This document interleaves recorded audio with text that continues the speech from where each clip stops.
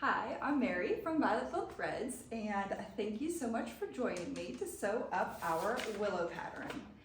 You might be joining us from our beginner sewer pattern bundle, and this will be the first video that you want to join along with.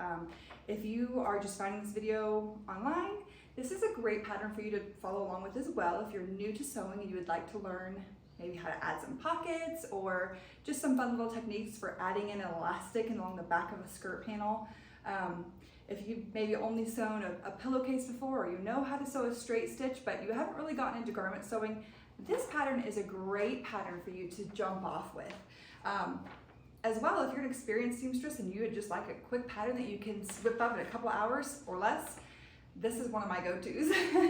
It's got so many cute options and you can really customize it and play with it, and it works year round because you can layer it really cute. So let's get to sewing our willow skirt. Okay, so to begin our willow skirt, we have our pieces all laid out here. I'm going to go over those pieces with you. If you are not creating all of the same options, and you might not have this exact same pile, but you should have two skirt panels here for your measurements, two big rectangles, and then you should have, if you're doing the pockets, you'll have the pocket facing and the pocket lining cut here. This piece right here, the template, that's going to be used in a second. We'll show you that, but that's not actually, you don't need to cut anything out. We're using that to cut our template on our actual skirt panel. Then we'll also need to have the front waistband. We're going to cut two of them. One's going to be of our main fabric, this blue stripe, and one will be with a lining fabric.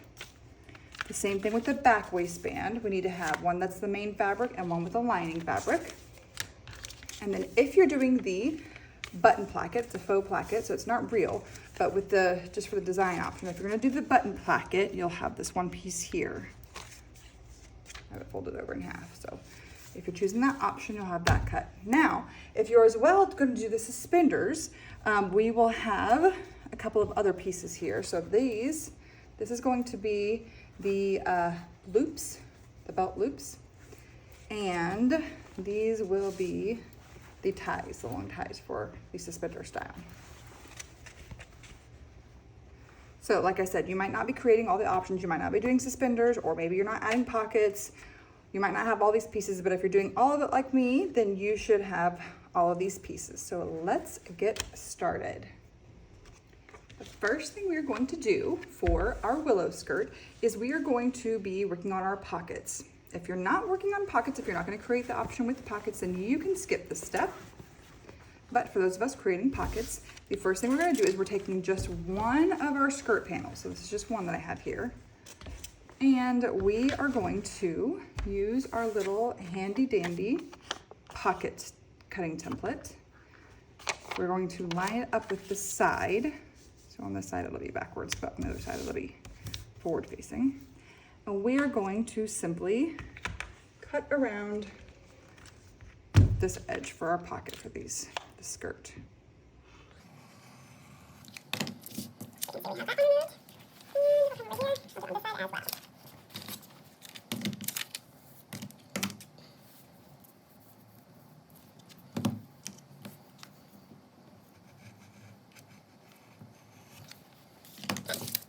So here we have our two pocket spots cut out. That was what our template was for. And what we are now going to do is we are going to take our pocket linings. See these? We are going to take each one and we're going to line them up with the right sides touching along this curve.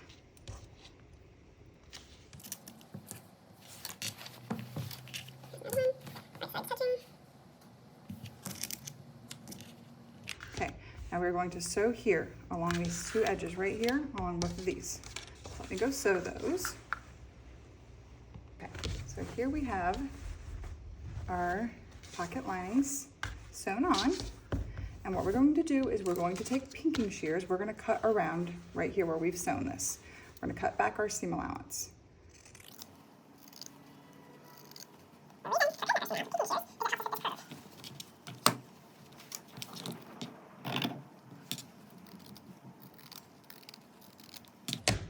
Okay, and then once we have that cut back, we're going to flip this pocket over to the other side.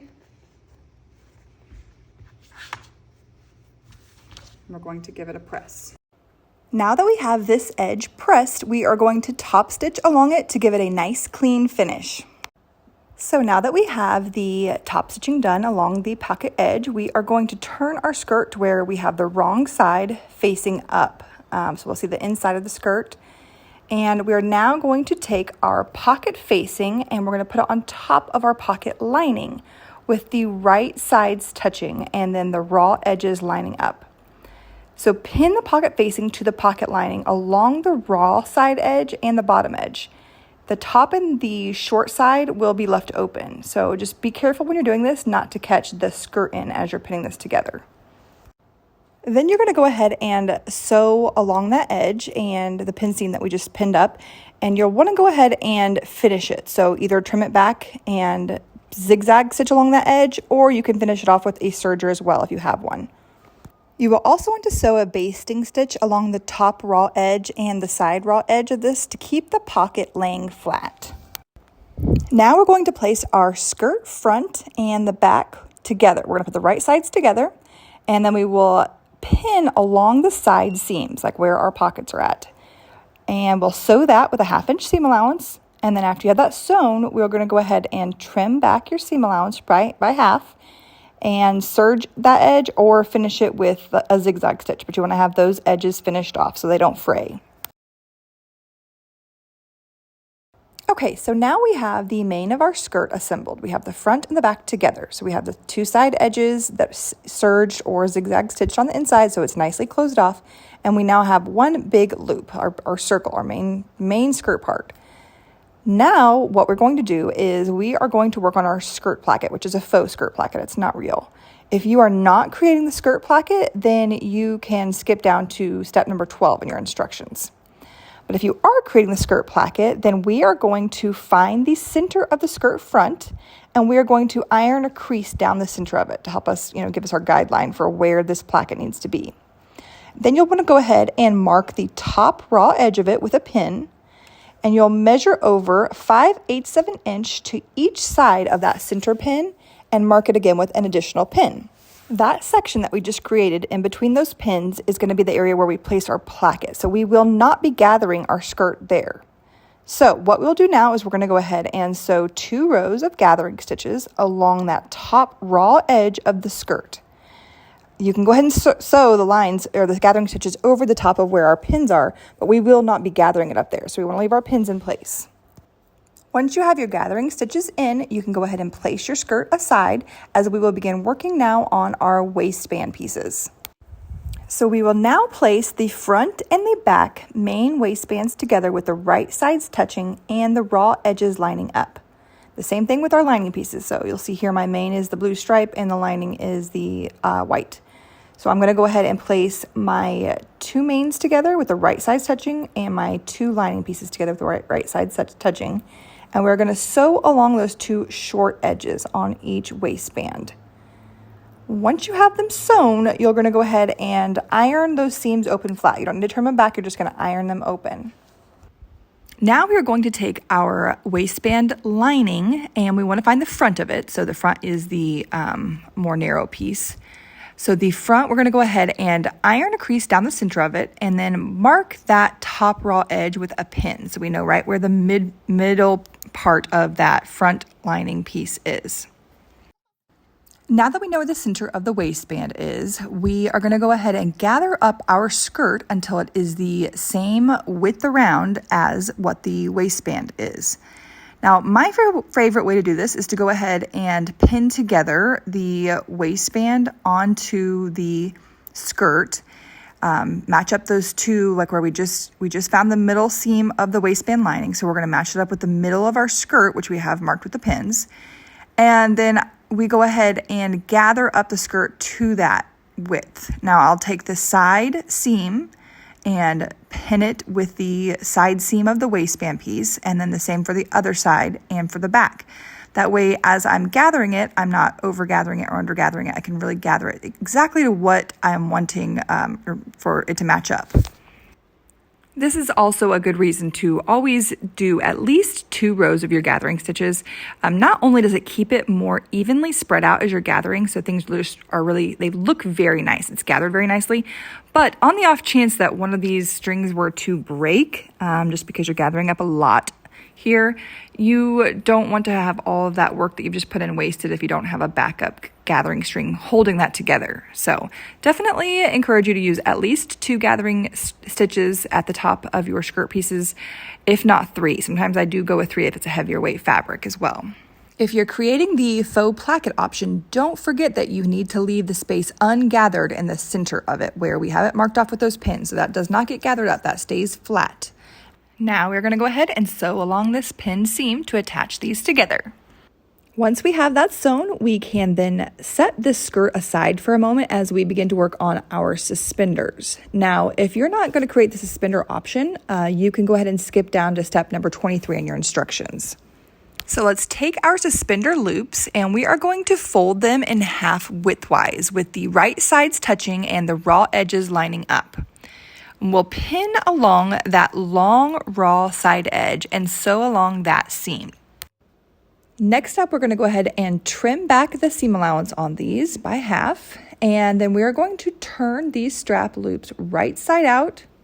Once we get them right side out, we're going to go ahead and iron them flat so they're nice and crisp, and we'll top stitch along both of the long side edges so they're nice and flat. Once those are top stitched, we can set those 2 loops aside and begin working on our suspender straps. So to do that, we're going to go ahead and fold the suspender strap in half widthwise with the right sides touching again and the raw edges lining up just like we did with our loops. This time though, we're going to pin together along the open long side edge and one short end, leaving one end open for turning. This is much quicker. You'll see how much faster you can turn it whenever you close off this one end. So once you have that done, you'll sew along that pin seam and then you'll repeat it for the remaining suspender strap so both are closed. Then we will trim the seam allowance with pinking shears and turn the straps right side out and iron them.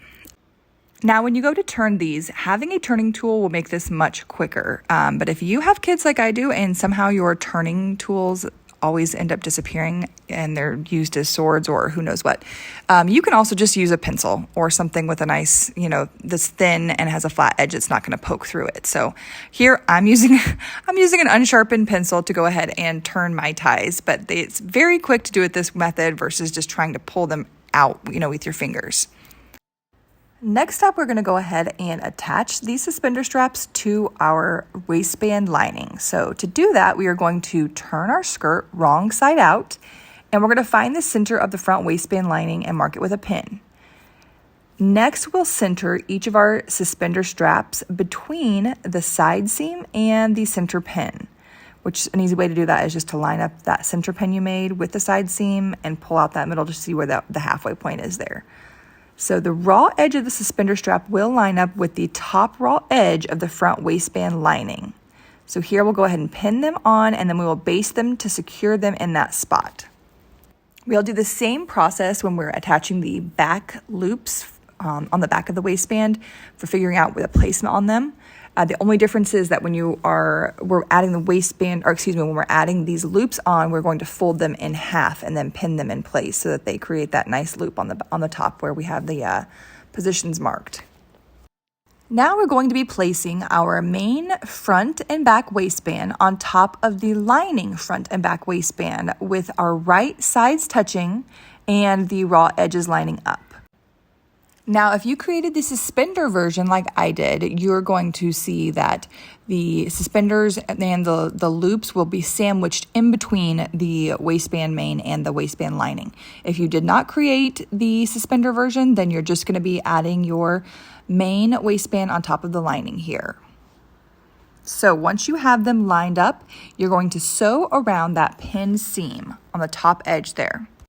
Once that's sewn, we are going to turn our skirt right side out, which is looking pretty at this point. It's fun to see it come together.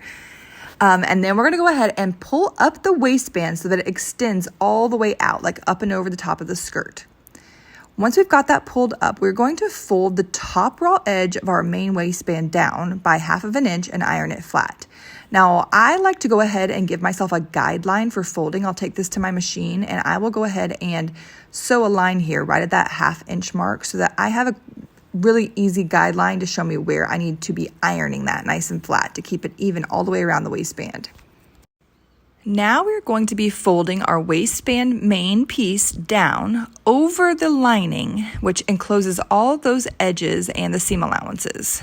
So we will be able to pin this in place, and then we are going to top stitch it 3/8 of an inch from the top edge. Next up, we are going to sew along the bottom edge, which will get this closed up, but we will be leaving a 1 to 2 inch opening at each of the side seams, which is where we're going to insert our elastic.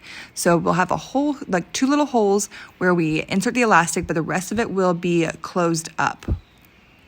Now, before we add in our elastic, we are going to continue on with our faux skirt placket on the front. Now, if you're not going to create this, the faux skirt placket, you can go ahead and skip down to step number 29 in your instructions. Okay, so continuing on with our faux skirt placket though, we are going to be folding both long side edges in 1/2 inch and one of the short edges in 1/2 inch as well, and we're going to iron that flat. Then we are going to find the center of our skirt front and the waistband, so the waistband all the way down the front of the skirt, and we are going to pin the button placket down the center crease. The top edge of our placket, it's the finished edge that we already had folded over, so we are going to make that lined up with the top edge of our skirt, and then the bottom edge of the placket that is unfinished, that will be at the bottom of your skirt. So we will sew down both long side edges to secure the placket to the skirt, and then sew along the top finished edge with just a 1/8 of an inch seam allowance there. And if your placket does extend a little bit past your skirt bottom, it's fine. You're just simply going to trim it off to it so that it lines up with the raw bottom edge of the skirt. Now it is time to go ahead and add our elastic into our waistband. So first off, you're going to want to go ahead and cut your elastic using the cut chart in the beginning of your tutorial. Now, to be honest, for me, it's easier if I go ahead and I measure out the length that I need. And then instead of cutting it yet, what I like to do is I like to just make a mark on the elastic on both sides of it so I can see how long that I need that elastic to be. But I don't cut it quite yet, as when I'm feeding the elastic through on the waistband, it's nice having the tail that comes out both the ends, so you're not trying to stretch it before it's sewn. So that's just a little tip that I like to do, which is just keeping it all attached until I'm ready to go ahead and sew it into the actual waistband. So then you'll go ahead and you will insert a safety pin or a bodkin on the elastic attached to the one side, and then you're going to go ahead and feed it through your casing that we have along that waistband. Once you've got your elastic in place along the back of your waistband, you will go ahead and stitch down the side seams to attach or secure that elastic into that waistband piece. You'll want it to go about 1/2 inch past your side seam, and then you can sew down in your side seam so you don't have an additional line there if you'd like. But you'll go ahead and sew both sides, and then you'll go ahead and, if you did my method, trim off the rest of the elastic that you do not need, and you'll go ahead and remove your bodkin or your safety pin as well. Next, you'll sew across both of those openings that you had where you inserted your elastic into the waistband. So the 1 to 2 inch openings, you'll just go ahead and sew across those to completely enclose that waistband. We'll also sew a stitch line along the center of the back waistband, right over the top of the elastic that we just inserted. And to do that, you'll want to set the stitch length to 3 or longer. And then just carefully, you'll stretch your waistband as you go to where you go ahead and pull out the elastic, sew over it, and then keep stretching it as you're going. Next up, we are going to hem the bottom raw edge of your skirt. And to do that, you'll just turn the bottom edge up by 1/4 of an inch and iron it flat, and then turn it up by another 1/2 inch and iron it flat. And you're going to sew around that folded edge. If you didn't do the button placket, then you are done. But if you did add the button placket, you're going to go ahead and sew buttons to that front faux placket, and then you are done as well. Bravo on sewing up your very own Willow skirt. I am totally in love with mine, as I always am with this gorgeous pattern, and I cannot wait to see what your creations look like as well.